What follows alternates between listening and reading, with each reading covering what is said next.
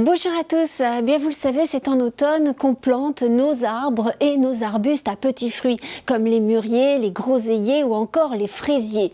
Il faut également replanter certaines plantes pour leur donner de la force pour cet hiver. Alors je vais tout vous expliquer comment faire en automne pour bien planter ou replanter nos plantes.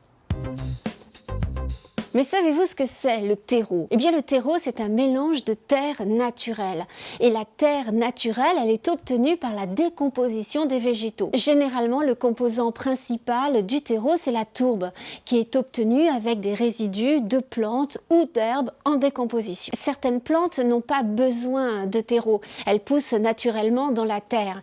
Mais en fait, le terreau, c'est un stimulateur, c'est-à-dire ça va aider la plante à bien s'enraciner et ça peut lui apporter les nutriments nécessaires à sa croissance. Pour vos arbres et arbustes, il est généralement recommandé de mélanger de la terre avec un peu de terreau. Comme ça facilite leur enracinement et ça va les aider à mieux résister au froid cet hiver. Quand vous allez dans les magasins, généralement, vous avez un panel de différents terreaux. Effectivement, certains terreaux sont adaptés à certaines plantes. Vous avez par exemple la terre de bruyère qui est parfaite pour certaines plantes. Vous avez également le terreau pour géranium, le terreau pour rosier. Vous avez le terreau universel qui lui s'adapte à tous les arbres. Et puis vous avez des terreaux spécifiques pour certaines plantes d'intérieur comme par exemple le bonsaï ou encore les cactus. Pour choisir, c'est assez difficile, mais renseignez-vous, généralement c'est indiqué sur le sac à quelle plante votre terreau conviendra le mieux. Le terreau universel, attention, contrairement à son nom, il ne convient pas à toutes les plantes. Effectivement, terreau universel vaut mieux le mélanger avec une bonne terre de jardin et il conviendra parfaitement à vos arbres et arbustes. Après cette introduction sur le terreau, je crois qu'il est temps de passer aux choses pratiques. Et bien moi, si je suis comme tout le monde, j'ai besoin de rempoter mes plantes et j'ai acheté quelques petites plantes récemment, notamment un lilas des Indes. Lilas des Indes, plus connu sous le nom de Logestroemia indica. Wow. Ouais, j'aime bien me la péter un peu. Le voici, mon lilas des Indes. Il est magnifique, mais il a besoin bien sûr d'être planté dans un pot. Donc c'est ce que je vais faire tout de suite en lui ajoutant un très bon terreau et un peu d'engrais pour le fortifier pour l'hiver. Donc là, j'ai mon petit pot que je vais mettre là. Ouais. Mon pot, j'ai mon lilas des Indes. J'ai trouvé différents terreaux qui vont convenir tout à fait. Donc là, j'ai choisi un terreau universel, car comme je vous l'ai dit, il va très bien avec les petits arbustes et il va permettre à mon petit arbre de prendre des forces pendant cet hiver. Donc du coup, j'ouvre mon sac de terreau. Et là, je vais mélanger mon sac de terreau à ma terre. Donc là, hop, je mélange. Donc on voit tout de suite que cette terre, elle est très différente. Et je mélange ma terre et mon terreau. Et là, hop, je prends ma pelle.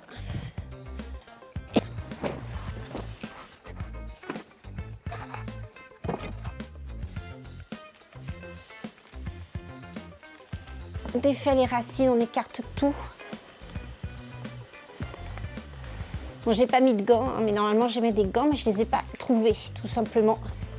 Je ne sais pas ce que j'en ai fait de mes gants de jardin.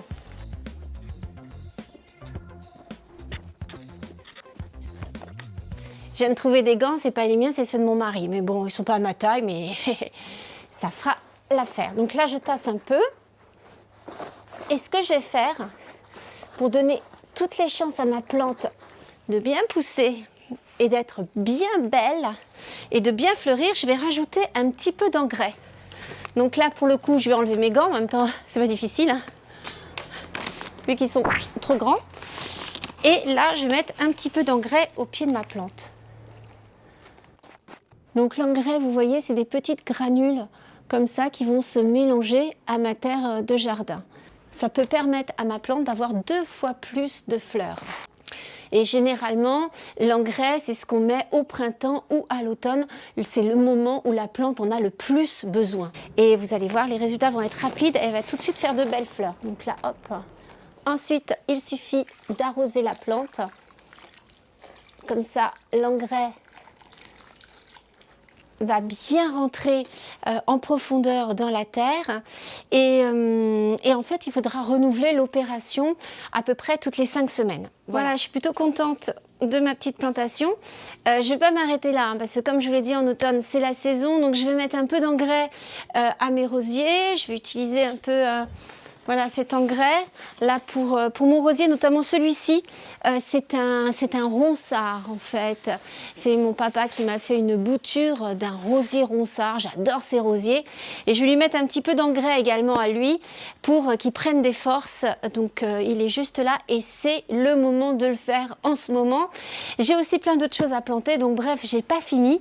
Donc n'hésitez pas en ce moment replanter, changer la terre de vos plantes, donnez-leur de l'engrais pour qu'ils résistent pour tout cet hiver. Bon, bah, j'espère que ces petits conseils vous ont plu et vont vous servir et que vous allez mettre du terreau un petit peu partout. Voilà, bon bah écoutez, cette vidéo est terminée, j'espère qu'elle vous a plu. N'hésitez pas à me raconter dans les commentaires ce que vous avez fait, vous, cet automne au jardin. Et puis vous pouvez également liker la vidéo et vous abonner à ma chaîne YouTube, profitez-en. Allez, je vous embrasse très fort et à très bientôt pour une prochaine vidéo. Ciao! Et bien voilà, c'est terminé pour aujourd'hui. Si vous voulez vous abonner, c'est très simple. Vous cliquez sur ma photo en haut à gauche.